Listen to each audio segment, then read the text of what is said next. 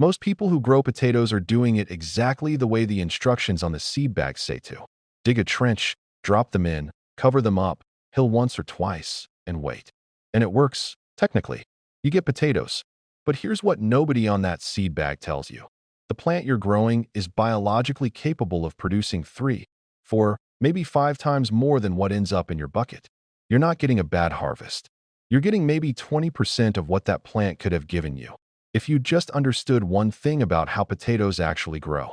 The Amish figured this out a long time ago, not by reading a study, but because they had no choice.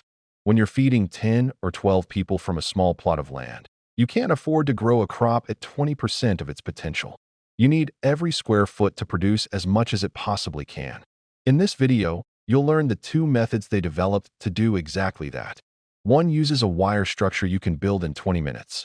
The other uses nothing but straw and a patch of ground. Both of them work on the same biological principle, and once you understand it, you'll never plant potatoes the old way again. Stay until the end, because the straw method in particular is so simple, it almost feels like cheating. Before we get into either method, there's something most gardeners don't know, and it's the reason these approaches work so well. Most people assume potatoes grow from the roots below the seed piece.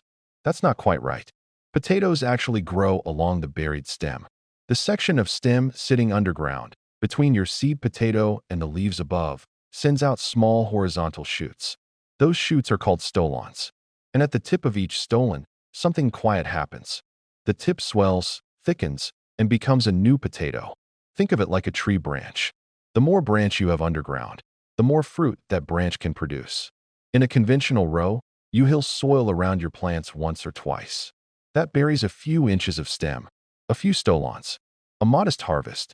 The plant was capable of giving you so much more. You just never gave it the room. The Amish figured out that if you keep burying the stem as the plant grows, over and over through the season, every newly covered section becomes another level of production. More buried stem, more stolons, more potatoes. You're not forcing the plant to do anything unusual. You're just letting its own biology run further than it normally would. That's the engine behind both methods. Keep that in mind as we go through each one, because it's the reason every step matters. But here's where most people fail before they ever break ground. And it has nothing to do with technique. Not all potatoes respond the same way to deep hilling. There are 2 types. Determinate varieties set one layer of tubers near the base and stop. It doesn't matter how tall your tower is or how many times you add material. They're done when they decide they're done. Yukon Gold, Red Norland, Red Pontiac, these are all determinate. I've seen people build a careful, well-constructed tower, tended all summer with real dedication, and tip it over in the fall expecting an impressive harvest. What they found was a small pile sitting right at the bottom. 10, maybe 12 pounds. The method wasn't the problem. The variety was. What you need are indeterminate varieties. These keep setting new tuber layers along every section of freshly buried stem as the plant grows taller. The Amish rely on varieties like Russet Burbank, Kennebec, German Butterball, and Elba for exactly this reason. Use certified seed potatoes from a garden center or seed supplier. Grocery store potatoes are often treated with a sprout inhibitor you can't see and can't remove. It will quietly stop your results before the season even begins. 2 to 3 days before planting, cut your seed potatoes into egg-sized pieces. Each piece needs at least 2 eyes. Then let them sit in a cool, shaded spot until the cut surface dries out and forms a thin skin. That step is easy to skip. Most people do skip it, and then they wonder why their pieces rotted instead of sprouted. The variety you start with determines everything that follows. Get that right first. Now let's build the first method, the vertical wire tower. Cut a length of welded wire fencing, the kind with 2 by 4 inch openings, about 12.5 feet long. Form it into a cylinder roughly 4 feet across and secure the ends with wire ties. Place it on flat ground in a spot that gets at least 6 to 8 hours of direct sun. Shade will cost you your harvest. There's no working around that. Press straw against the inside of the bottom 12 inches to keep your growing mix from falling through the gaps. Then fill the base with a 6-inch layer of compost and straw, mixed roughly equal parts. It needs to be loose and well-draining. Dense, compacted soil won't work here. Place 4 or 5 seed potato pieces on top of that layer, eyes facing up, evenly spaced. Cover them with another 4 to 6 inches of the same mix. Water until it's evenly moist, but not sitting in water. That's your starting layer. The tower should sit at about 12 inches now. Within a week or two, you'll see green shoots pushing up through the surface. Most gardeners would hill once or twice and move on. This is where the Amish method does something different. Every time those shoots grow 8 to 10 inches above the surface, you add another layer. Pile 4 to 6 inches of compost and straw mix around the stems, leaving just the top few inches of leaves exposed. You're burying most of the stem each time. That triggers new stolons along every newly covered section. Each of those stolons is a potato that wouldn't have existed in a conventional row. You'll do this 3 to 4 times across the season. The tower fills gradually from bottom to top. By the time you finish, it stands about 3 feet tall and holds developing potatoes at every level. Once your plants flower, stop adding layers. Flowering is the plant signaling that tubers are already forming. From that point, every bit of the plant's energy should go into swelling what's already there. 4 to 6 weeks after flowering, the vines will start to yellow and fall back naturally. That's your sign.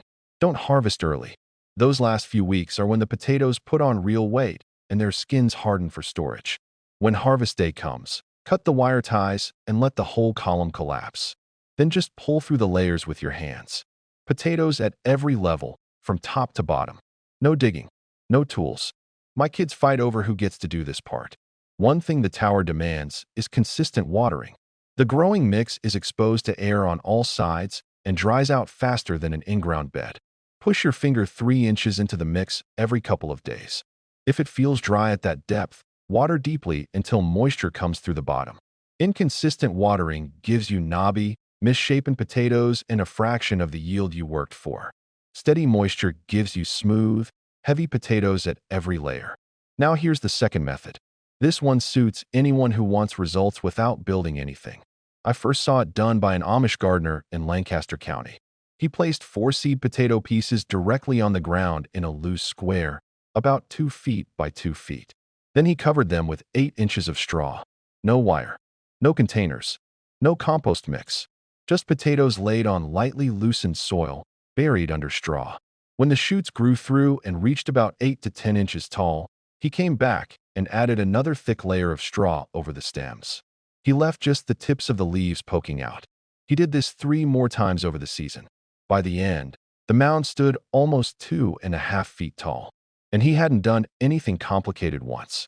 The straw works harder than it looks. It traps moisture under it and keeps the soil cool even when summer heat is at its worst. Potatoes slow down or stop forming tubers when soil gets too warm. The straw acts like a buffer, keeping the temperature stable underneath. At the same time, it blocks sunlight from reaching bare soil, which means weeds never get started. He wasn't out there pulling weeds every week. He was doing other things, and the potato patch was handling itself. At harvest, he didn't use a shovel or a fork. He just pulled the straw apart by hand.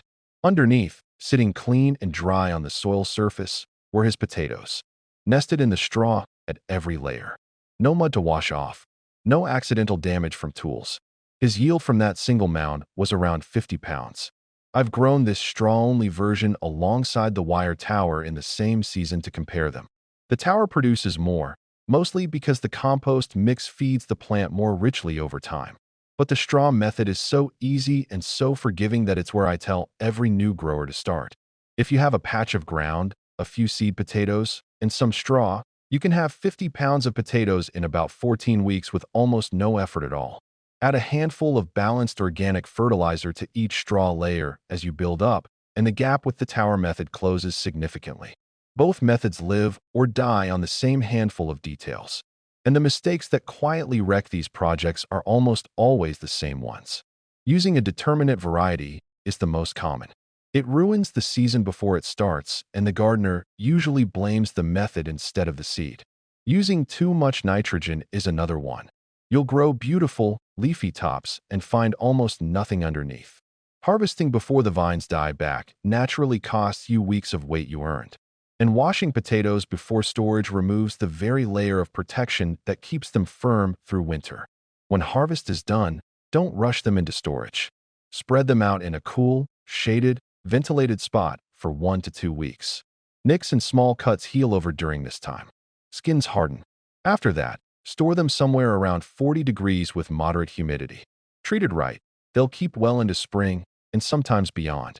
Both of these methods come down to the same simple truth. The more stem you bury, the more potatoes you grow. Conventional planting buries a little stem and stops there. These methods keep going, level by level, building a harvest that a 30-foot row would struggle to match.